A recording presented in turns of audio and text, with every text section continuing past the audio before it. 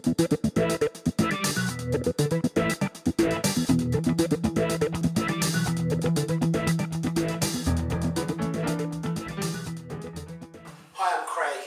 for joining me.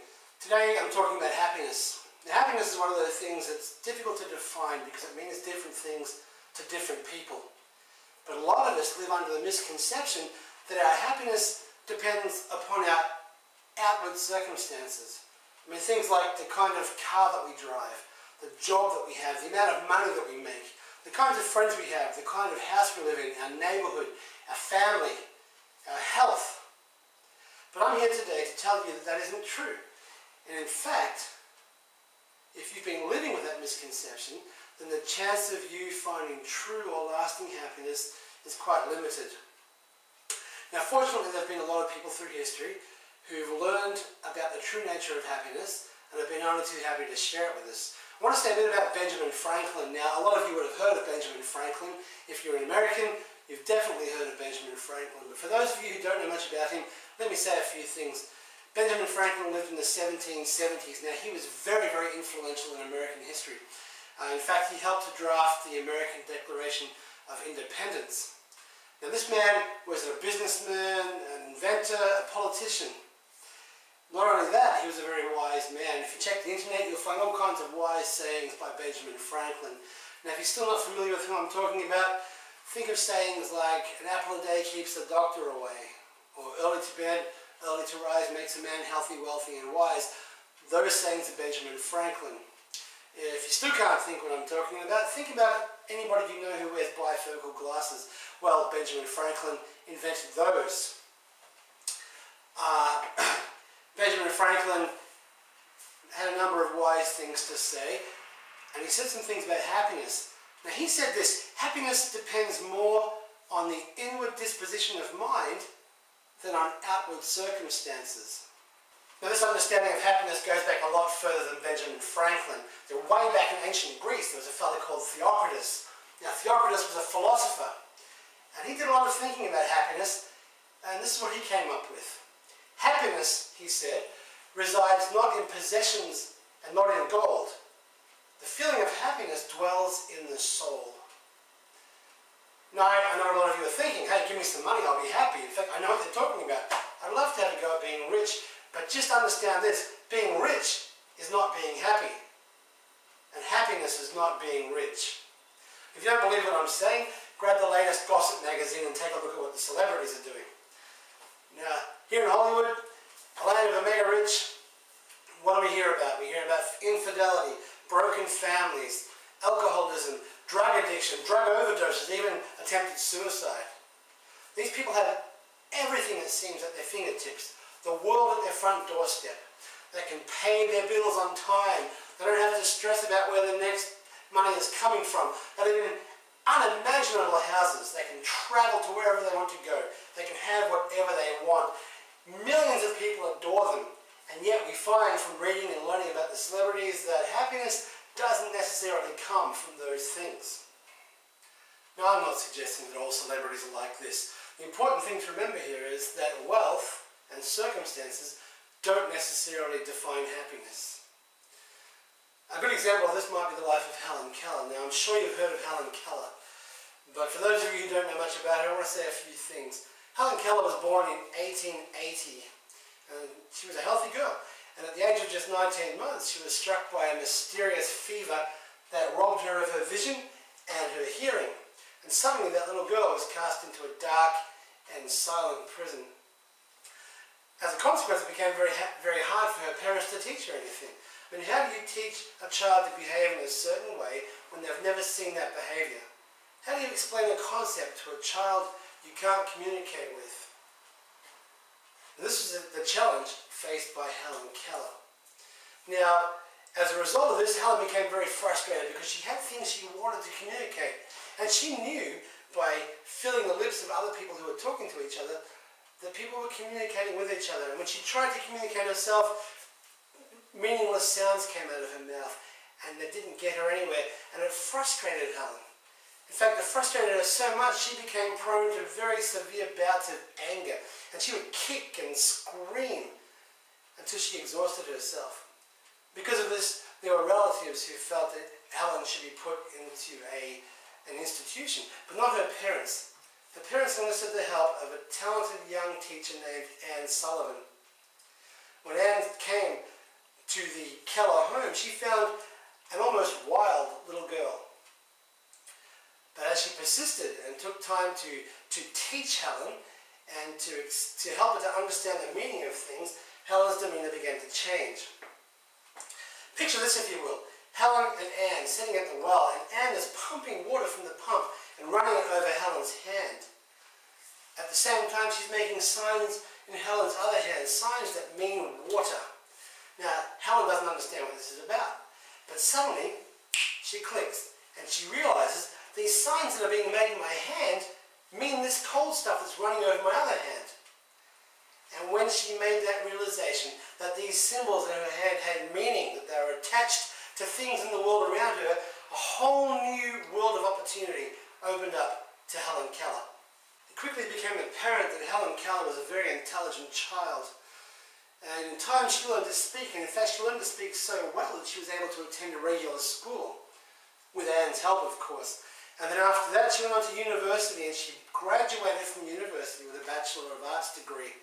In fact, she was the first deaf and blind person to graduate from university. Now, if that was the end of the story, if that was all that Helen Keller achieved, it would be a remarkable story, a remarkable feat. But it's not all there is. Helen Keller went on to become a successful author, a humanitarian, a political activist, and a world-renowned lecturer. She would travel the world speaking to large groups about her experience in life.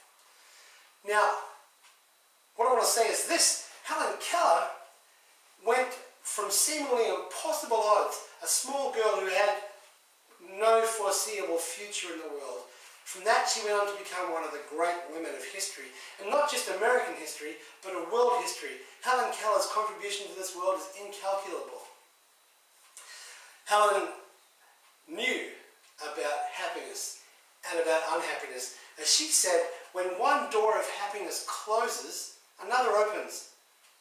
But often we look so long at the closed door that we do not see the one that has been opened for us. Now consider this. Helen Keller's happiness wasn't based on her circumstances. She was deaf, she was blind, she couldn't hear the people that she loved. She couldn't hear a soothing lullaby when she couldn't sleep at night. She couldn't see the faces of the people who were most important to her. She couldn't enjoy a beautiful sunset or marvel at a wonderful sunrise. She couldn't listen to the song of the birds outside her window in the morning. She couldn't hear the burbling of a brook.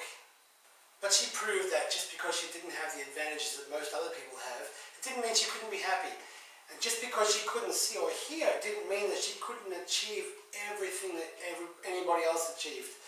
In fact, when she said, when one door of happiness closes, another opens, she knew what she was talking about, because that's the way that she had lived her life.